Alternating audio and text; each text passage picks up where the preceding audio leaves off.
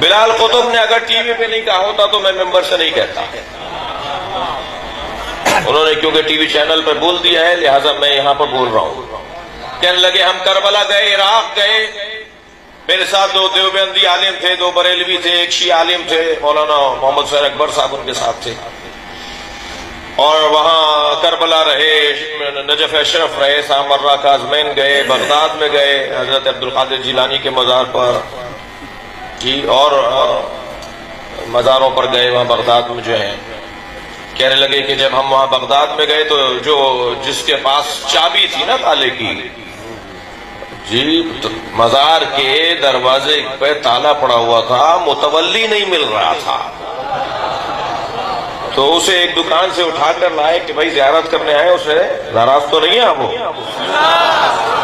اسے تالا کھلوا کے اندر دروازہ کھولا گیا، مزار کی زیارت کی گئی. جب باہر آئے ہوٹل میں پہنچے تو ہمارے ساتھ جو ہمارے ساتھی تھے وہ کہنے لگے دیکھو عراقی حکومت کو ساری توجہ کربلا پر ہے، سارا خرچہ ہے نجف میں ہو رہا ہے، حضرت علی کے مزار کو اور حسین ابن علی کے مزار کو یہ لوگ توجہ سے دیکھتے ہیں، دیکھو اس مزار کے اوپر کوئی توجہ نہیں ہے. میں نے کہا جی ہماری کچھ دن کے بعد وزیر اوقاف کے ہاں کھانا ہے، دعوت ہے، تو اس کا شعبہ یہ اسی سے شکایت کریں گے. جب دسترخوان کے اوپر بیٹھے ان کے پاس گئے ان کے ہاں کھانے پر، تو میں نے کہا جی میرے ساتھی یہ کہہ رہے ہیں کہ آپ کی ساری توجہ کربلا پر ہے، ساری توجہ نجف پر ہے، آپ کی توجہ بغداد پر نہیں ہے. تو وہ کہنے لگے کیا کوئی بلب فیوز تھا،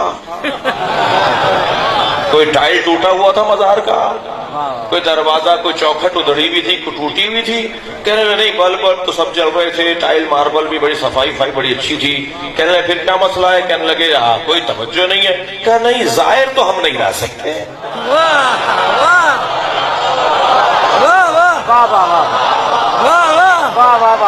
ظاہر تو صاحب قبر خود لاتا ہے.